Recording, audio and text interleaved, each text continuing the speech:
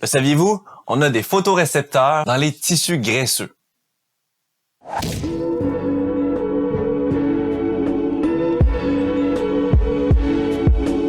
Cette semaine, on va parler du sommeil. Sans forcément aller en profondeur, parce que sinon ma vidéo va durer 1 heure encore. Fait qu'on va évidemment faire d'autres vidéos sur le sommeil si ça te tente, pour aller plus en profondeur, mais là, on va juste survoler les choses.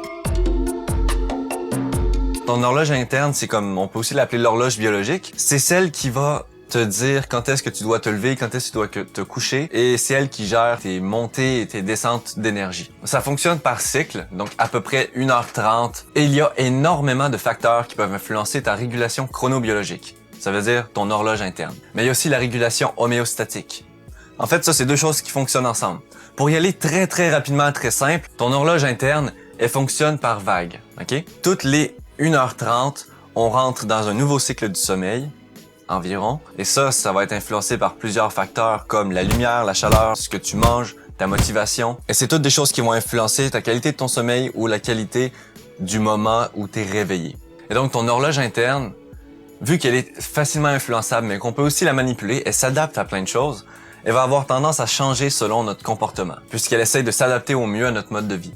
Fait que ça va agir comme en vague. C'est régulier, c'est tout le temps pareil. Lorsqu'on rentre dans un cycle du sommeil, on arrive dans la première phase et c'est là qu'on a comme notre down. On a une baisse d'énergie et notre corps se prépare pour aller dormir et pour rentrer dans le sommeil profond. Ça, à ce moment-là, on va dire qu'il est 9 heures, mais tu sais que il faut que tu ailles te coucher soit maintenant, soit à 10h30.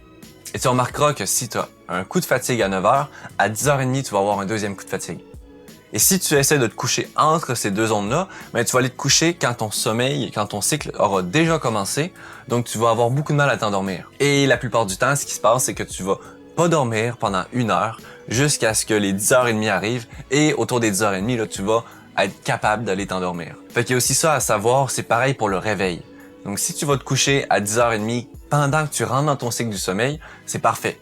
Mais ça veut dire que à minuit, tu vas avoir fait un cycle. À 1h30, tu vas avoir fait un deuxième cycle, à 3h, à 4h30, à 6h et à 7h30. Donc, si tu vas te coucher à 10h30, il faut que tu te réveilles soit à 6h, soit à 7h30 ou à 9h. Parce que si tu te réveilles dans ton sommeil profond, tu vas te réveiller ultra fatigué parce que c'est le moment où ton corps récupère son énergie. C'est aussi le moment où ton corps stocke ta mémoire à court terme dans la mémoire à long terme. C'est pour ça aussi que tu auras beaucoup plus de mal à te rappeler de ce que tu as rêvé, de ce que tu as fait, si tu n'as pas un bon sommeil et surtout si tu te réveilles pendant ton sommeil profond. Mais la régulation homéostatique, ça c'est ce qu'on appelle la dette du sommeil. Ça veut dire qu'à partir du moment où tu te réveilles, tu augmentes ta dette du sommeil.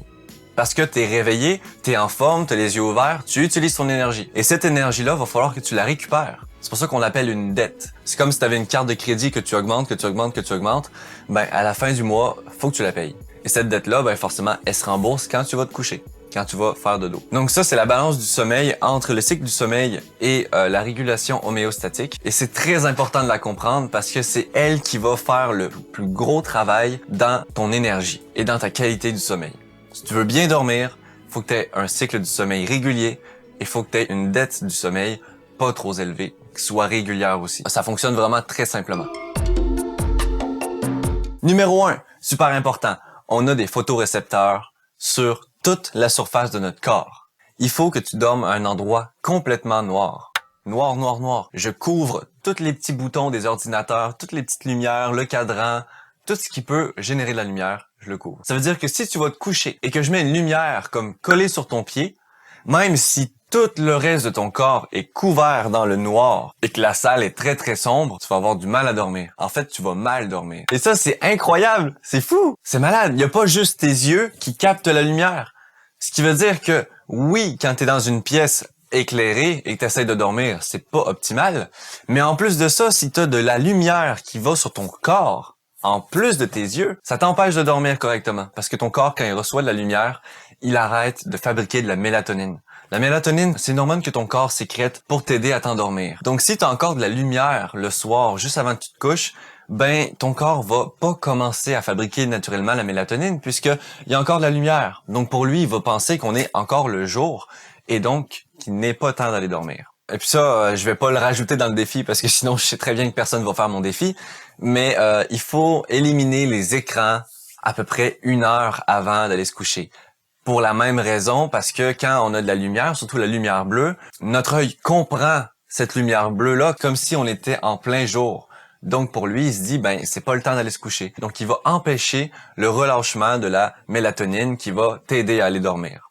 Donc si tu restes sur ton téléphone ou sur ton ordinateur ou devant la TV avant d'aller te coucher, t'auras aucune mélatonine de produit, t'auras aucune aide pour aller te coucher et ça risque de prendre beaucoup plus de temps pour t'endormir. Le deuxième point, c'est la chaleur. Oui, parce que il y a des températures idéales pour dormir et il y a des températures à éviter pour dormir. Il faut savoir que lorsque tu essaies de t'endormir, ton corps veut baisser sa température.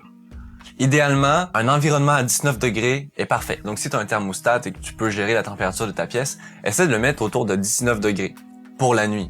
Si c'est trop froid pour le jour, tu peux l'augmenter. Mais pour la nuit, c'est optimal pour toi pour dormir parce que ça te permet de garder une balance dans ton corps et ton corps va pas utiliser ton énergie pour faire baisser la température de ton corps. De la même manière, s'il fait trop froid, tu n'auras pas besoin d'utiliser l'énergie de ton corps pour te réchauffer. Parce que, tu sais, ton corps, il veut que tu survives. Fait que s'il fait trop froid, il va te réchauffer. S'il fait trop chaud, il va essayer de te ramener plus bas. Donc le mieux, c'est de rester vraiment dans la balance autour de 19-20 degrés pour éviter de faire forcer ton corps durant la nuit, pour éviter d'utiliser ton énergie dans la régulation de ta température. Ça fait du sens. Le troisième point, c'est les repas.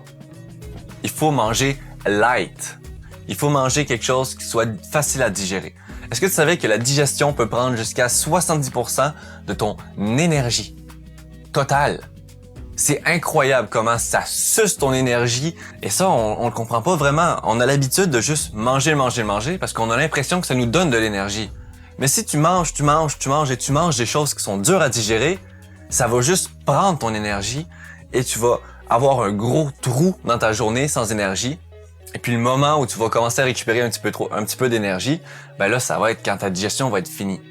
Mais ça va pas forcément dire que tu auras gagné de l'énergie, parce que ta digestion aura pris beaucoup plus d'énergie qu'elle t'en aura donné. Donc manger au cours de la journée, si tu manges mal et que tu manges trop, ça va baisser ton énergie au lieu de te l'augmenter. Ça, je pense pas que je t'apprends rien si je te dis ça, mais manger naturel, manger des légumes, manger des fruits, manger quelque chose de vivant. Ça veut dire manger comme quelque chose comme des plantes, comme des légumes, quelque chose qui est vert, qui a de l'eau, qui a du jus à l'intérieur. Quelque chose de naturel, tout simplement. Si tu manges de la viande, si tu manges des produits laitiers, du fromage, de la nourriture industrielle, plein de toxines, plein de produits chimiques, ton corps va travailler énormément pour digérer tout ça. Mais c'est une très mauvaise habitude. Si tu veux vraiment améliorer ton sommeil, si tu veux vraiment avoir plus d'énergie, si tu veux t'aider, essaye de manger doucement le soir et mange quelque chose qui se digère facilement.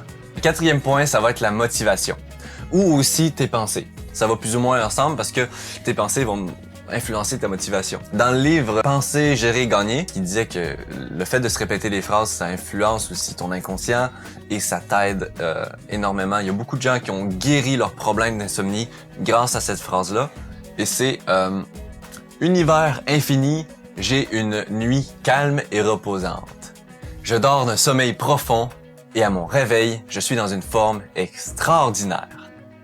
Juste le fait de me répéter ça et de m'imaginer pourquoi je vais être dans une forme extraordinaire, qu'est-ce qui fait que demain je vais me lever avec de l'énergie, et c'est principalement parce que je fais quelque chose que j'aime, parce que j'ai une passion, parce que j'ai un objectif dans ma vie et que je veux l'accomplir, je me lève avec plein d'énergie, je suis prêt dès que je me réveille et c'est beaucoup plus facile. Fait que là-dessus, je dirais que la méditation avant d'aller se coucher peut être une très bonne solution parce que ça te permet un peu de te libérer l'esprit. Et sinon, pour se réveiller en forme, c'est d'avoir une motivation. C'est d'avoir un objectif, un but. Et ça, j'en ai déjà parlé dans ma vidéo sur les objectifs. Donc c'est ça, c'était les 4 facteurs principaux qui influencent notre cycle du sommeil.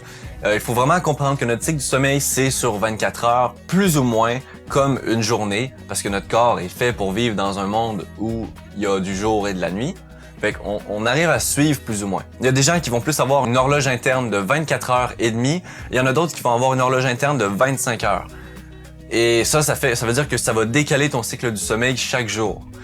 Mais là, je vais pas trop rentrer dans les détails. On va voir ça dans une prochaine vidéo si ça vous intéresse. Vous pouvez aller voter pour la première vidéo qui va parler du sommeil, mais plus en profondeur. On va peut-être aller vraiment en profondeur dans le cycle circadien, qui est notre horloge interne. Et sinon, la deuxième vidéo pour la semaine prochaine, on va parler de la curiosité et à quel point ça peut changer ta vie d'être curieux et d'être ouvert d'esprit. Fait que je te laisse voter pour les 2 vidéos. Le défi de la semaine, il va être assez simple, ok? Il faut juste que tu t'arranges pour être dans un endroit très sombre, un endroit pas trop chaud ni trop froid. Essaye de bien manger avant d'aller te coucher. Mange de la cochonnerie si tu veux toute la journée, mais le soir, prends-toi une bonne salade, prends-toi quelque chose de léger. Essaye d'éviter les produits laitiers et les viandes. Et enfin, pour t'aider, si jamais tu as trop de pensées, tu réfléchis trop comme moi avant d'aller te coucher, prends une feuille de papier et note toutes tes idées, note tout ce à quoi tu penses. Ça va libérer ton esprit. Tu n'auras plus le sentiment d'avoir besoin d'y penser.